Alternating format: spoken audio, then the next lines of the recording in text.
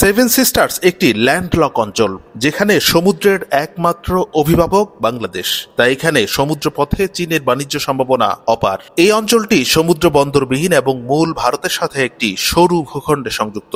ঠিক এখানেই বাংলাদেশের ভৌগোলিক অবস্থান চীনের জন্য গুরুত্বপূর্ণ হয়ে ওঠে, একই সাথে ভয়ের কারণ হয়ে ওঠে ভারতের জন্য। ভারতের উত্তর পূর্বাঞ্চলের এই রাজ্যগুলো নিয়ে বাংলাদেশের অন্তর্বর্তী সরকারের প্রধান উপদেষ্টা ডক্টর মোহাম্মদ ইউনূসের বক্তব্য ছিল অর্থনৈতিক সংযোগ এবং আঞ্চলিক স্থিতিশীলতা বিষয়ক। তিনি বলেছেন, বাংলাদেশের বন্দর ও ভূ অবস্থানকে কাজে লাগিয়ে সেভেন সিস্টার্স অঞ্চল অর্থনৈতিক সমৃদ্ধি পেতে পারে। এই প্রস্তাব শুধু অর্থনৈতিক নয়, বরং দক্ষিণ এশিয়ার ভঙ্গুর ভূ রাজনৈতিক অবস্থাকে ছুঁয়ে যাওয়ার এক বার্তা।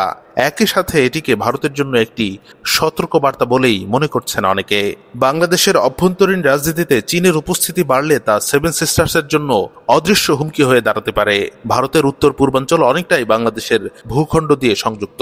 এই অঞ্চল নিয়ে চীনের আগ্রহ রয়েছে অনেকদিন থেকেই। এমন আলোচনার মুহূর্তেই চীন সফরে গেলেন ডক্টর মোহাম্মদ ইউনূস।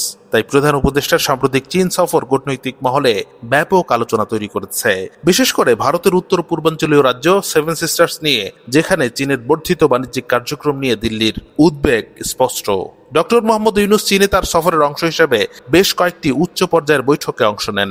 এই সফরে তিনি চীনের বাণিজ্য ও বিনিয়োগ কৌশল নিয়ে আলোচনা করেছেন, যা সরাসরি বাংলাদেশ সহ দক্ষিণ এশিয়ার বাণিজ্য ব্যবস্থায় প্রভাব ফেলতে পারে। এমন অবস্থায় ভারত যখন সেভেন সিস্টার্স নিয়ে একটা আশঙ্কার মধ্যে আছে, ঠিক সেই সময়ে চীনে গিয়ে প্রধান উপদেষ্টা ডক্টর মোহাম্মদ ইউনূস এ নিয়ে মন্তব্য করেছেন। বেইজিং এর দি প্রেসিডেন্সিয়ালে চীনা ব্যবসায়ীদের সঙ্গে একটি বিনিয়োগ সংলাপে অংশ নিয়ে ডক্টর ইউনূস বলেন, নেপাল ও ভুটানে কোনো সমুদ্র বন্দর না থাকায় তাদের আন্তর্জাতিক বাজারে অবস্থান করতে হলে বাংলাদেশের সমুদ্র পথ ব্যবহার করতে হবে। এই দুই দেশের পণ্য বাংলাদেশের মাধ্যমে আন্তর্জাতিক বাজারে পাঠানো এবং আমদানি করা হয়। একইভাবে ভারতের 7টি রাজ্য বাংলাদেশের সমুদ্র পথ ব্যবহার করতে বাধ্য। এ সময় তিনি চীনা ব্যবসায়ীদের বাংলাদেশে বিনিয়োগ করার আহ্বান জানান, দেশের বিনিয়োগ বান্ধব সুযোগ সুবিধাগুলো তুলে ধরেন। অধ্যাপক ইউনূস আরো বলেন, নেপাল এবং ভুটানের বঙ্গোপসাগরে প্রবেশাধিকার না থাকায় তাদের বিশ্ববাজারে উপস্থিতি বাংলাদেশের মাধ্যমেই হতে হবে। তিনি আরো উল্লেখ করেন, বাংলাদেশের ভূরাজনৈতিক গুরুত্ব, বিশেষ করে নেপাল, ভুটান, ভারত এবং বাংলাদেশের সেভেন সিস্টার্স অঞ্চলের মধ্যে একটি নতুন অর্থনৈতিক অঞ্চল গঠিত হওয়ায় তা বিশ্বব্যাপী অর্থনৈতিক উন্নয়নে গুরুত্বপূর্ণ ভূমিকা রাখতে সক্ষম। এদিকে চীন দীর্ঘদিন ধরে ভারতের উত্তর পূর্বাঞ্চলে বিভিন্ন অবকাঠামো প্রকল্প ও বিনিয়োগের মাধ্যমে নিজের কৌশলগত অবস্থান মজবুত করতে যাচ্ছে।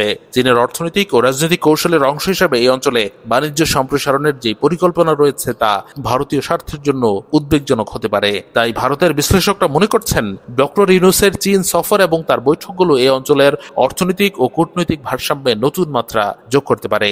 বাংলাদেশের অন্তর্বর্তী সরকারও বিষয়টি নজরদারিতে রেখেছে বলে কূটনৈতিক সূত্রগুলো জানিয়েছে।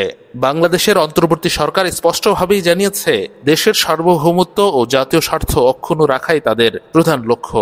তবে চীনের সঙ্গে বাংলাদেশের ক্রমবর্ধমান বাণিজ্য সম্পর্ক এবং ভারতের সঙ্গে ঐতিহ্যগত কূটনৈতিক বন্ধুত্ব, এই দুইয়ের মধ্যে ভারসাম্য বজায় রাখা খুব সহজ কাজ নয়। কারণ চীনের ঘনিষ্ঠ হওয়ার ফলে যেমন অর্থনৈতিক ও পরিকাঠামোগত সুবিধা দিতে পারে, তেমনি পশ্চিমা বিশ্ব ও প্রতিবেশী ভারতের সঙ্গে সম্পর্কের সূক্ষ্ম ভারসাম্য একসাথে রক্ষা করতে হবে, যা এখন বাংলাদেশের জন্য বড় চ্যালেঞ্জ।